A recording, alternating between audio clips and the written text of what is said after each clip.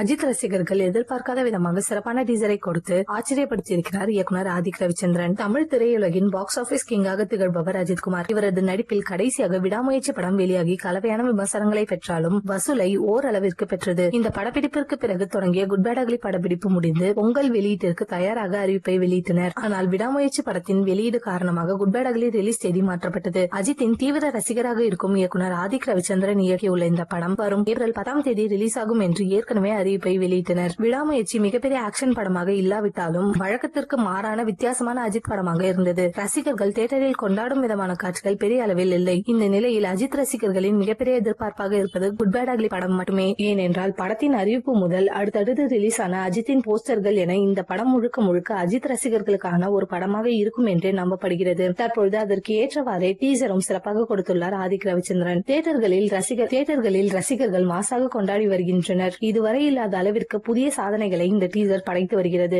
எப்போதுமே அஜித் ரசிகர்கள் இணையத்தில் ட்ரெண்ட் செட்டராக மாஸ் காட்டி விடுவார்கள். தற்பொழுது குட் பேட் அக்லி டீசரிலும் புதிய வரலாற்று சாதனைகளை படைக்க இருக்கின்றனர்.